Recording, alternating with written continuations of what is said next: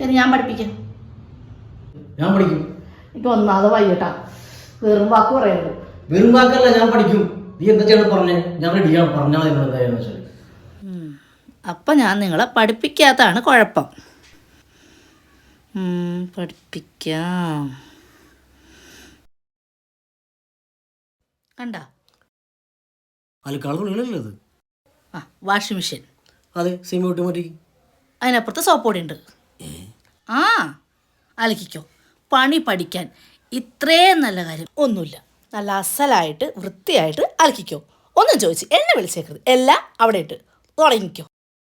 അങ്ങനെ പഠിപ്പിച്ചില്ല പോലും. എടി ഞാൻ ചായ ഉണ്ടാക്കിയ പോരെ? വേണ്ട, തുണി അലക്കിയാൽ മതി.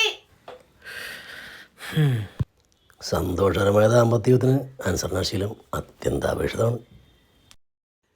രതേഷ്, പറ്റും, നിനക്ക് പറ്റും, നിനക്കേ പറ്റും. പറ്റൂലേ?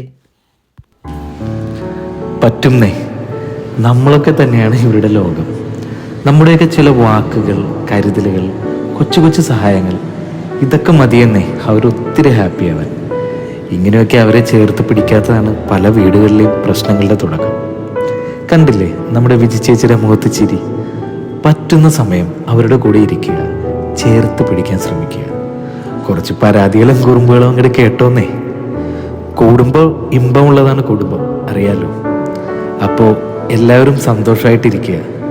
രതീഷേട്ടൻ്റെയും വി ചേച്ചിയുടെയും വിശേഷങ്ങൾ തീർന്നില്ല കേട്ടോ. അപ്പോൾ അടുത്ത എപ്പിസോഡിൽ കാണാം. പേജ് ഇഷ്ടമായ ഒന്ന് ഫോളോ ചെയ്തേക്കണേ.